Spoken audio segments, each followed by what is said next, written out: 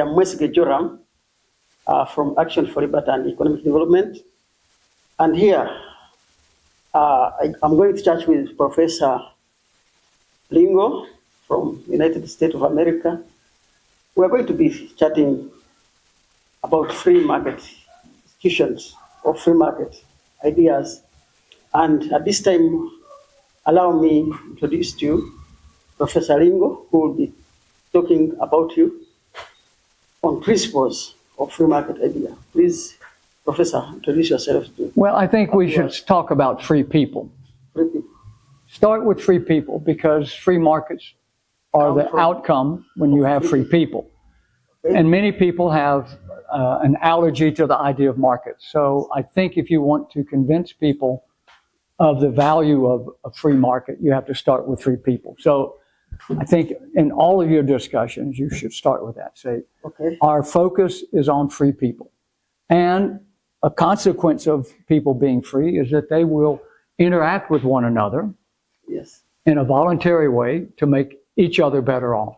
Yes. So that's what markets are. Yes. But people don't understand what markets, and you know, the idea of markets, yes, has been poisoned by. Okay, before we go that way, for a person who is seeing you for the first time, briefly, in 1 minute or two, introduce yourself to our viewers.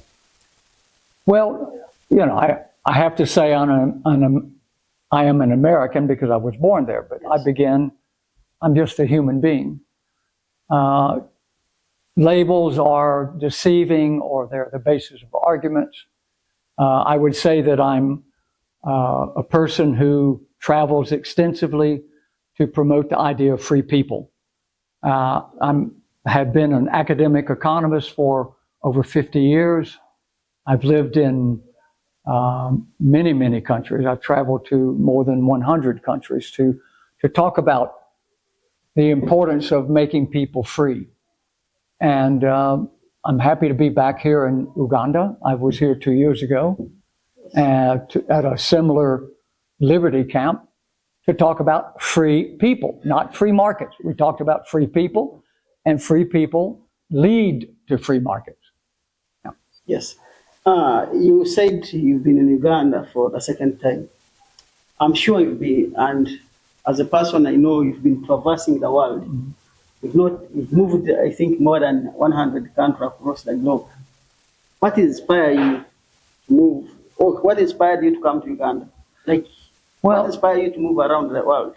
I will go wherever there is an audience that wants to hear the message that I have, which is trying to tell people the importance. And free people are people who are dignified. It gives you the basis for human dignity, to be able to fulfill your life purposes, to discover what your life purposes are, and to discover how you fit in with other people. And this is, you know, if there's an audience, I will come. And that's why I came back, because the first time I was here, I was provided with a very enthusiastic audience at a summer camp, at a residential camp. And I'm inspired by the work that ALED does to bring these ideas to Uganda. So whatever I can do to help, I will do it. Okay, thank you for that. You talk about free people. Mm-hmm. What are the ideal conditions for free people? Well, in order to have free people, I think the fundamental understanding is that we believe that we need democracy, but what we need is liberty. And the rule of law is the basis that guided people towards accepting the idea of democracy. And the rule of law was basically, in a very simplistic way, a description of a set of conditions where no one had privileges that were not available to anyone else. So government officials are not privileged above ordinary citizens. The rich are not privileged over the poor. The tall are not privileged over the short. Everyone is treated the same by the rules that are established within a particular political system. So that's what the rule of law was. And that is the basis of liberty. And that was what this whole idea of modern democracy was about, was to deliver this sort of liberty and equal rights to all citizens, regardless of whether or not they work in the government or they work in the private sector or the public sector. In order to be free, you have to have the same rights as everyone else. That any privilege that they have, you have. And any privilege that exists is one that we grant voluntarily. I let you go before me. I privilege your access to the door before me because it's part of my culture. It's part of my preferences. But if I'm forced to let you go first, we're not equal. I'm your servant, you're the master. So this is what we were trying to escape from, this sort of master-servant. Government is not our master. Government is our servant. And unfortunately, in most modern democracies, and certainly in the post-independence countries in Asia and Africa, there's a problem where people don't really understand that. So government officials become the master, and they make the citizens a servant.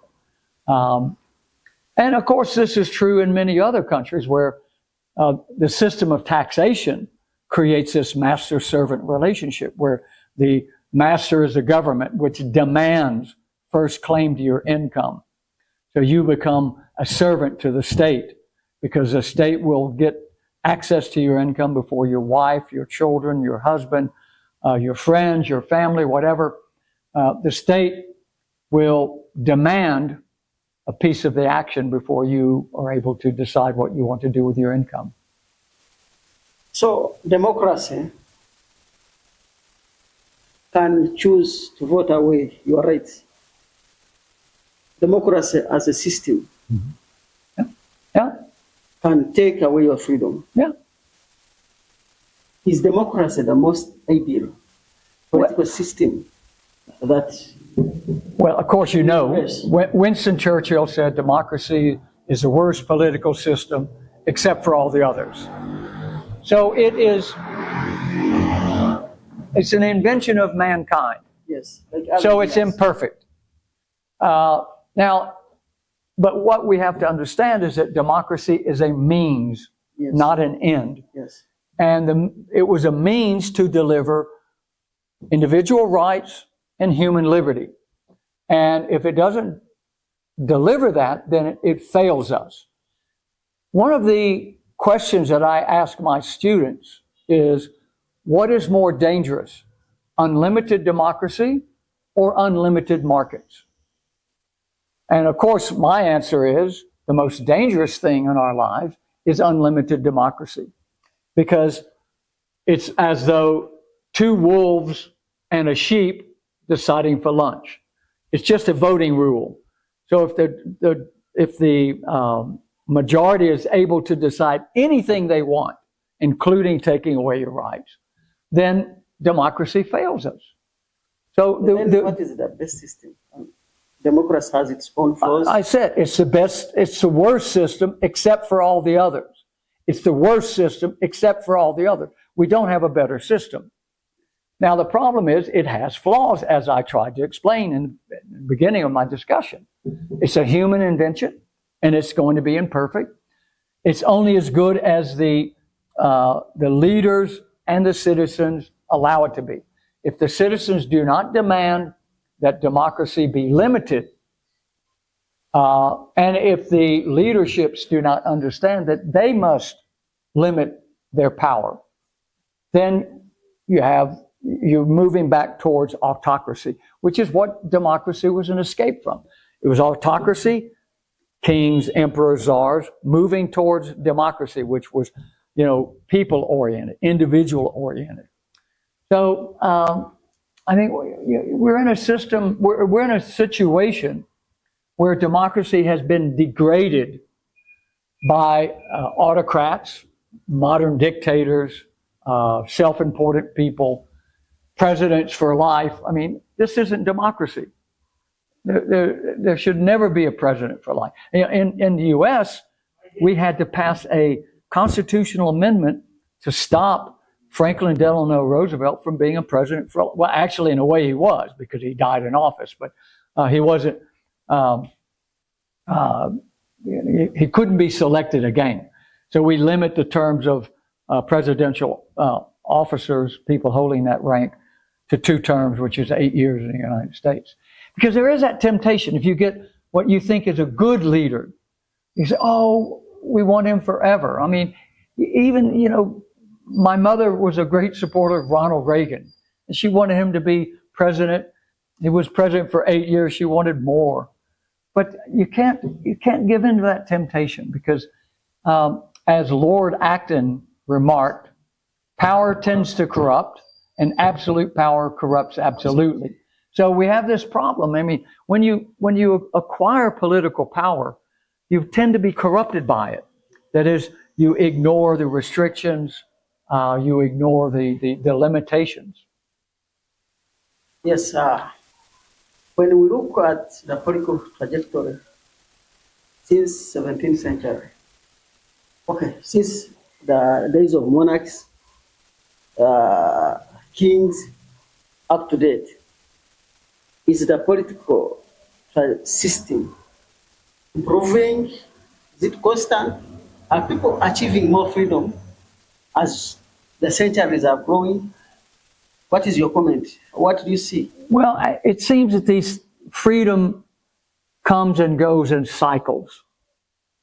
And I'm undecided where we are at the moment, whether we're in an up cycle or a down cycle.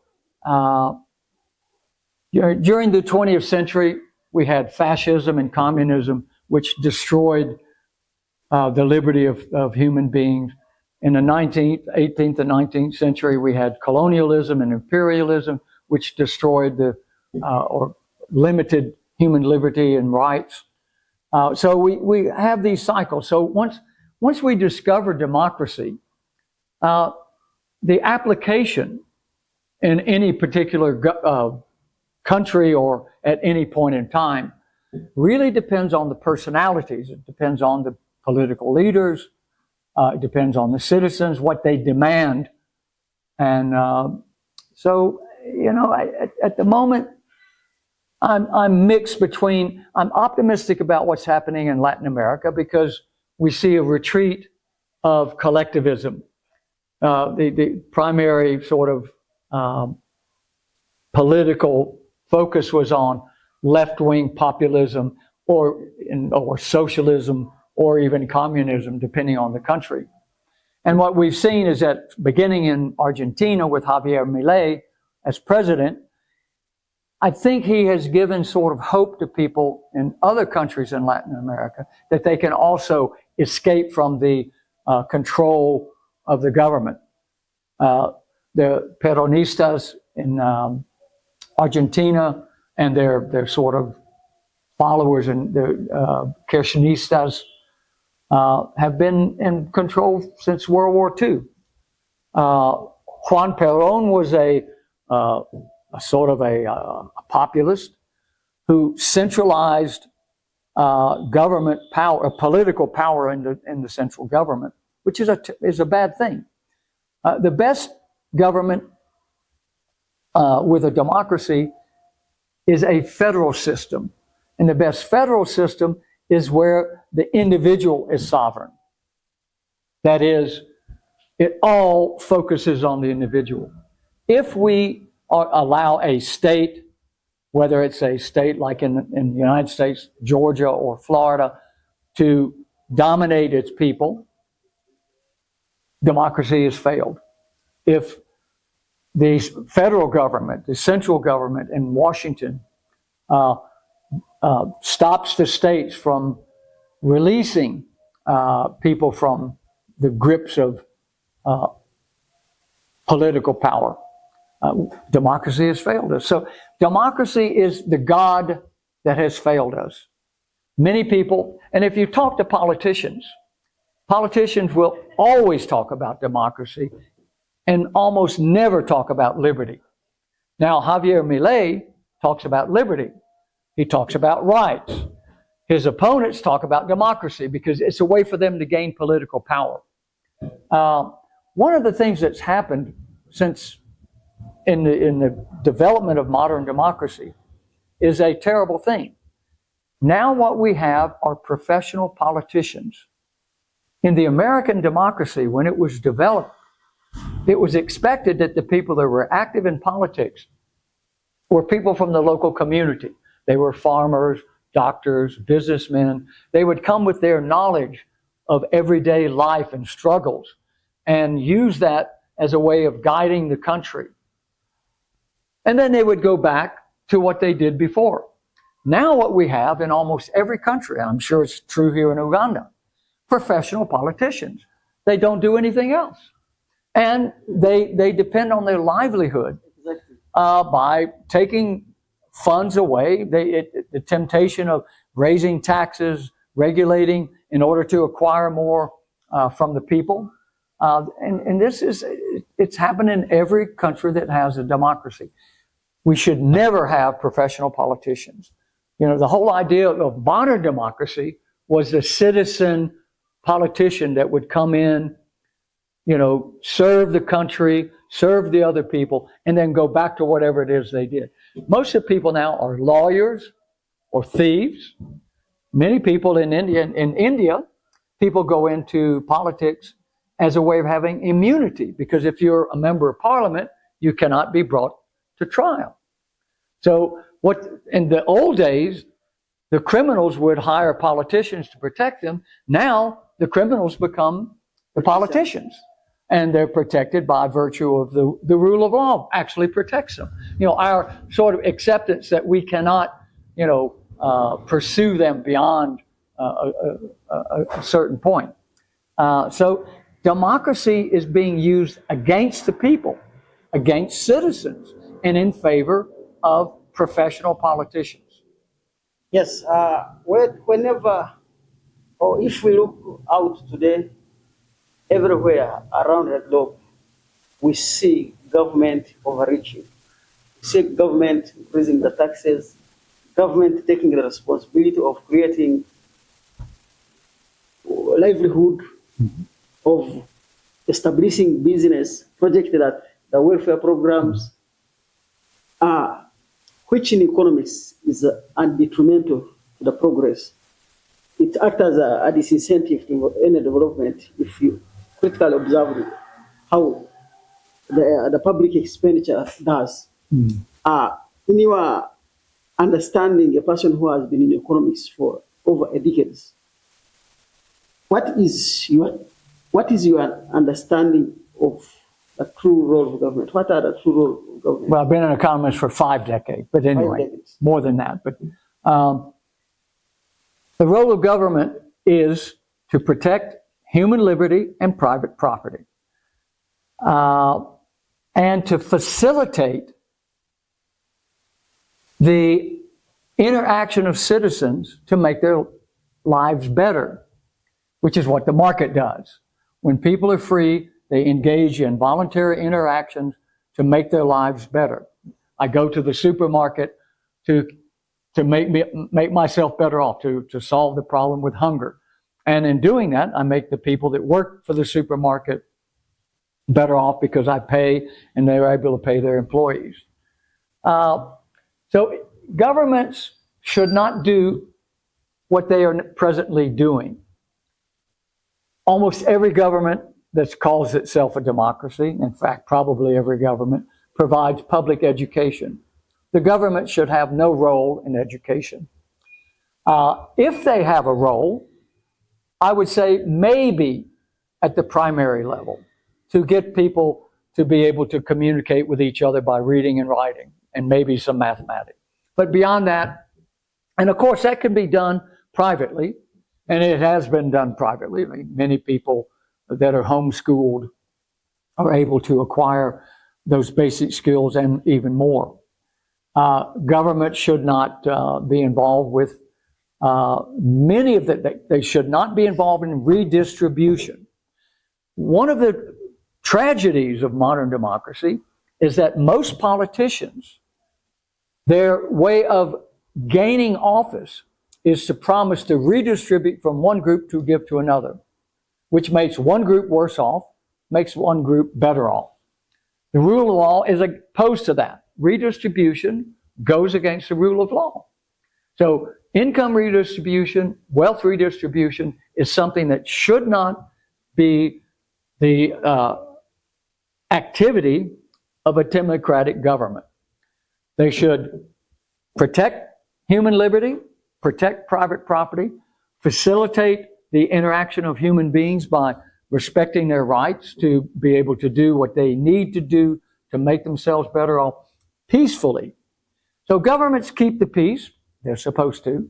They're supposed to provide security, keep the borders secure from invasions of illegal migrants as well as armies.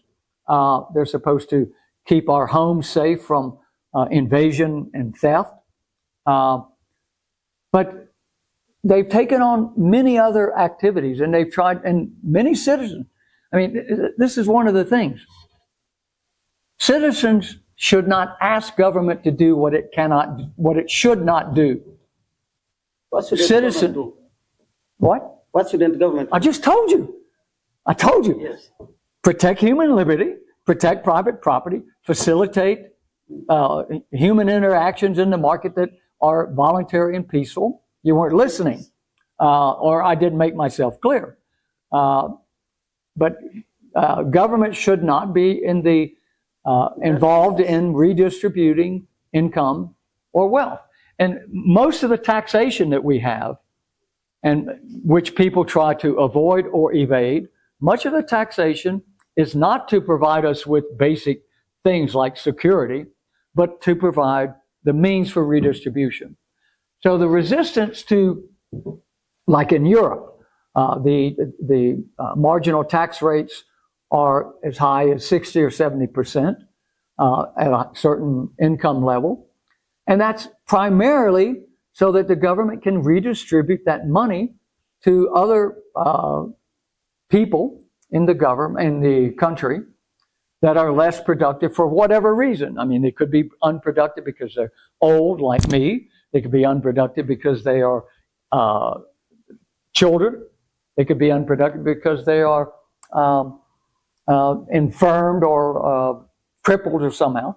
But in the past, all of this was taken care of either by the family or by the community organizations, the churches, the mosque, the synagogue.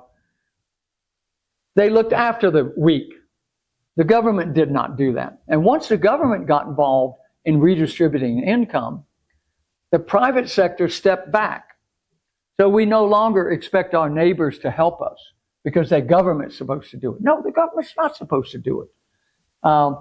The family's supposed to do it, or the neighbors, or the community. I mean, if we look back in human history, Yes. we go back to the 19th century when governments began to expand to become democracies. And There was no government support. yes, and people that did not- was in Africa. I'm not finished. People did not die on the streets. The families took care of them. The community took care of them. The church or the mosque or the whatever took care of them primarily. Of course, some people died on the streets. People die on the streets now with democracy, with redistribution. People die because they're addicted to drugs or alcohol or whatever. Bad luck. But we're not in a better situation with the government because I was remarking the other day that I'm surprised in Uganda that the dirt roads are in such bad condition, because if I lived in that community, I would try to get the other community members to work together to fix those roads because it would be to all of our advantage. But you told me that the government doesn't allow that. Yes. Because the government doesn't like competitors. Now, this is tragic. I mean, here we have the possibility for civil society, for people to look after themselves, but the government stops them from doing it. This is insane. Democracy is failing when it does that. Yes, when we look at history, there is empirical evidence that because of government intervention, because of government policies of redistribution, from China under Chairman Mao to Soviet Union and to today Venezuela and all North Korea, we've seen the economies collapsing. We've seen prosperity in a negative growth. And our politicians seem not to be understanding. What do you think is the problem? Is the problem psychological? How do we examine to understand this problem? Well, of course, politicians have an incentive to acquire more political power and more resources. If we do not stop them, in a way, it's the fault of the citizens. There is a sort of romanticized view that the government will help us. But the government's not supposed to help us. Our family is supposed to help us. Our community is supposed to help us. Our religious institutions are supposed to help us. We should turn to them for help, not to the government. And the fact that we continue to ask government to help us gives them the sort of sense that they should do that. So citizens have to give up this idea that the state is the answer to our problems. The state is actually the cause of many of our problems. Yes. What is the cost, decisively, what are the costs of government intervention into the economy? Well, what we see, the burdens of government are primarily in the form of taxation or regulation. Now, if taxes are collected for redistribution or to hire people to work for the government, this destroys the incentives for people in the private sector to be productive. Now, for every job that's created in the public sector, that every government worker and their pension and their office and all their benefits are funded by taxation, which means that you have to tax the private sector. You have to take funds out of the private sector that could have been used to create a private job or maybe multiple private jobs. Because in most private sector jobs, they don't have the same luxurious benefits that most public sector employees have. The median income for a federal worker in the United States is 40% higher than the median income for private sector workers. So they're much better off. Why? They're supposed to be working for the private sector. Now, so what we see is that when governments raise taxes to employ more people in the public sector, they destroy the possibility for those funds to be used to create private sector jobs, private sector production, and in fact growth. Because growth comes from the private sector. It doesn't come from the public sector. Growth comes from the innovation of entrepreneurs trying to find a way to make their lives better off by making your life better off. Regulations by government do the same thing. Many of the regulations that are created by people who have never worked in the private sector, who've never worked in the activity that they're regulating. So they don't know the impact of it. And in fact, they don't care. If you say, oh, but this regulation will make me close my business. They say, well, it's regulation. Close your business. Fire your employees. Stop producing. The private sector will be worse off. We don't care. They don't care. They really don't care. The rule, the regulation is more important than the impact of it. So they don't trace the impact. They don't inquire into what will be the impact of if we regulate, if we, restrict. I was reading a news item today about illegal charcoal. I don't know what illegal charcoal is in Uganda, but they want to stop it. Now, of course, it's a way of distracting you from the criminality of the people in government, because the bureaucrats are living a much better life than the people here in Jinja. I can tell you, I've seen the way they live in every country. It's no different here. They have very nice offices. they're air conditioned, they have benefits that many of us don't have access to. So the burden of government is primarily in the form of taxation and regulation. Now, if we want to have a good government, we have light taxation and light regulation. And regulation that is based upon experience and knowledge about what will be the impact, what is the cost, what is the benefit. I mean, does society really benefit when a business is shut down because some bureaucrat invents a regulation? I would say no. Society is worse off because the people that were employed have no job. The people that were buying whatever is produced cannot find it. And that person, they're without income.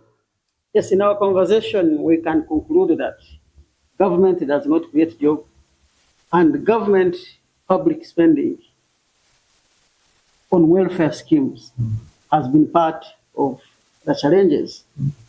Yes, let us go deeper and we talk about capitalism and income inequality.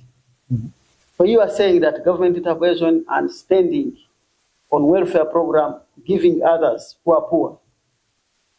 But people are saying, yes, there is a problem of inequality and the government should intervene. No. I don't make it. When I was a professor, I didn't make as much as income as my dean. So his income was higher than mine. That's unequal. Should the government force him to give me some of his income? No. In my career, some of the economists I knew made much more money than I did, but they were more productive, they were more intelligent, they were able to produce more academic works or do more research. Should the government intervene, take away from them to give to me? No. What they earned, if it was earned through a voluntary transfer of resources, they deserve it. So I don't care that Elon Musk has $1 trillion worth of wealth. Doesn't affect me. He acquired it because people gave it to him. He didn't acquire it because he taxed people. He didn't acquire it because he threatened to put them in jail. He didn't regulate that money away from them. When income is unequal because of different abilities, and if it's acquired peacefully, the government should have no role in trying to make it equal. Now, what I worry about are the public officials who have much higher salaries and much more wealth than they did when they entered public office. Nancy Pelosi, who is the Speaker of the House in the United States, she's worth millions. Well, she's always been a politician. You know, she never ran a business. She never hired people in a private activity. But she acquired an enormous amount of wealth. Now, I would take it away from people like that. That's what worries me. Now, okay, Leo Messi is worth millions. He's the best football player in the world. Should the government take away money from him because he has more than me? No. People like football. They reward Messi for his abilities. Why do we worry about income inequality? It's a political issue, but it's not an economic problem unless the government is involved. If the government creates a monopoly, creates a protection, creates an arrangement that allows someone to be rich at the expense of other people, that's involuntary, because most taxation is involuntary, then that's what we should be worried about. But unfortunately, many politicians have been able to create this idea that inequality of income, all inequality of income, is unfair. It's fair. It's fair that Leo Messi makes more than I do because I cannot kick a football. It's fair that musicians that make sports stars make a lot of money. Musicians, some successful musicians make a lot of money, much more than I do. Should we take it away from them? No, they get it because people like them. They love them. They want to be part of what they are.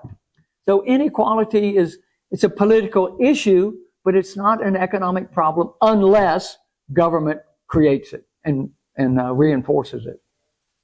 Me and you decisively agree that free market capitalism is a viable. Start with free people. Don't start. Look, Okay. when you start conversation with free market capitalism, you're going to turn people off. Yes, You say you and I agree on free people. we agree on that. Okay, because again, your opening statement will turn people off against you. Yes. Now, and this may be why you don't attract enough supporters here, Yes, because a lot of people have been brainwashed into saying whenever they hear free market capitalism, they turn off. That's a negative. yes, So start off with free people, because then Yes. it's hard to argue against that. yes. We Okay, so certainly understand that. But what I wanted to say is why do people admire so much capitalism? I mean, What they don't. socialism. A lot of people don't. Why do socialism? Oh, Politicians Yeah. admire socialism. The people admire sharing your wealth. yeah. They admire sacrificing the rich man so that everyone can become equal. Well, again, I talk about collectivism. Yes. Socialism is only one form of collectivism. There's racism, there's fascism, there's socialism, there's communism, and populism is part of that.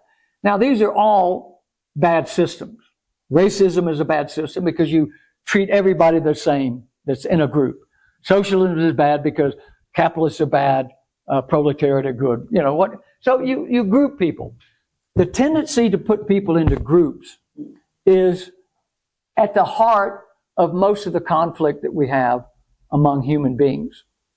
When we begin to see people as equals, that we treat people the same according to their gender, according to their race, according to nationality, according to their activities, whether they own capital or don't own capital, if they're a worker, whatever. If we see people as human beings, and this is why I insist that we talk about free people rather than free markets, because free markets are an outcome of that. You cannot have free markets without free people. Yes. So, politicians, political agents, bureaucrats and politicians, like collectivism because it is a way for them to have more political power and to have more access to resources. So they use either populism or racism or socialism or fascism. These are all isms, belief systems that they use to get the people to support these ideas, and the winners are the people in government because they get more political power and they get more resources. Either they do it through taxation or they do it through confiscation or expropriation or whatever. So some may like socialism, but some like fascism, some like racism, and they use it as a way of winning office. Yes, as we near our conclusion, I have been following you certainly on your social media platforms. I see you are one of the people, like Jack Lloyd, a friend of mine from USA. You are one of the two people that I know who have been really happy with the current president of America. I mean, the current president of Argentina, Javier Milei. Can you paint us a picture? Why do you so much like Javier Milei? What are his policies that you really love from him, and you feel that currently, you talked about it earlier. What is that is Javier Milei giving to the world that? Because really Javier wakes up in the morning and he thinks, how can I have more free people? This is where we have to begin all of our discussions in economics, in politics, in social arrangements. How do we have more free people? If we if we start with that. Now, socialists start with how can we have a better group? Well, that means we are against other groups, or we use one group to support another group. But if we see that everyone is an individual, everyone has the same rights, no one has a privilege that other people don't have. And this is what Javier Milei begins every morning. So every policy that he has implemented has that as a goal. His goal is not free markets. His goal is free people. His goal is free Argentina, not free capitalism. If you make Argentina a country of free people, you will have free market capitalism. It will not be anything else, because people will understand that being free is better than being a slave. Being a slave to a servant to the state. And that's what Argentina has been for the last almost 80 years. Javier Milei, in a way, is like the founding fathers of the United States. He understands that the people want to escape political power that is used arbitrarily and in favor of those that have political power. And he wants to give back that as freedom to the people of Argentina. So that's why I keep trying to get you to arrange your sort of discussions around that particular point, because you'll be able to bring more people onto your side. Because as I say, many people their minds have been poisoned about, capitalism. They don't even know. Capitalism isn't an ism. Socialism is an ism in that it's a belief structure. Capitalism is just private ownership of capital. You can be a communist, you can be a racist, you can be a socialist and be a capitalist. Yes. It's got nothing to do with your beliefs. Many people that own capital are socialists. Many people are racist. They are fascists. They're whatever. So capitalism is only a system of ownership. It's not a belief system. And again, people that are opposed to the market believe that capitalism is a belief system that is putting property owners above other people. That's not true. Capitalism is simply a description of private ownership of capital and resources. Yes. We want to thank you, Professor, for this wonderful interview. But before we conclude, you came to Uganda on our invitation for Africa Liberty Camp. I want you to paint a picture about Africa Liberty Camp as an event or as an event. Yes, and what do you see our potential as people who are mobilizing towards the free people you are talking about? Well, let me start by suggesting to you, you didn't invite me. I offered to come. And I offered to come the first time because I thought it would be a good opportunity for me to have, again, an audience to discuss these ideas of mine. I've developed an approach to trying to convince young people of the validity and the usefulness of the ideas of countries that have more free people.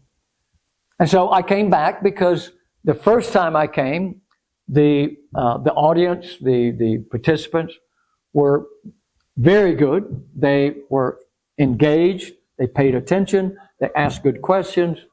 And they gave me feedback that made my presentations better. And the same thing happened this time. I had, again, because of your hard work, you were able to bring together a very good group of participants that were extremely bright, very energetic, and inquisitive, demanding. They want answers. I mean, the ideas and the way I present them challenge some of the underlying beliefs that many of them had when they came. And I find that very challenging for me, and I find it satisfying that not that I convince people necessarily, but that I have this sort of give and take in these discussions with them. And so I learn from them, they learn from me. So for me, coming here was to learn as much as to teach. And I learned quite a bit. I learned, I was brought up to date on the political system here and what was happening. And you know, I got to meet some very interesting people. Again, I've known you. But I think what we see, if we read Ayn Rand's Atlas Shrugged, we do see how political power will destroy the incentive for people to be productive. That is, to help other people make their lives better. Now, what we see today, the equivalent of Galt's Gulch, are these startup cities, or so-called charter cities, or free cities, or seasteading, where people create maybe take over an island like Liberland. I'm the ambassador to Liberland from Guatemala. So there are all kinds of attempts in the modern world to create something like Galt's Gulch, where people that are productive come together with people like them that are trying to escape the arbitrary use of political power that has stopped them or kept them from being able to help other people make their lives better off. Because that's what entrepreneurs do. They help other people make their lives better off. And the entrepreneur's life is better off because the transfer, being voluntary, involves resources that are transferred to one person that values them more, and you get something that you value more. That is what markets are about. A win-win transfer of resources. And this is what Atlas Shrugged, the whole point of Atlas Shrugged was to educate people on the value of free people freely engaging in voluntary exchange. Yes, thank you, Professor, for the great interview. Yeah. And we really welcome you to Uganda next year for another Liberty Camp. For our viewers, we've come to the end of our show, and we hope you learn something from this. And that is the reason why we invite the professors, the intellectuals to be part of our society. Thank you very much. We meet next time again. Thank you.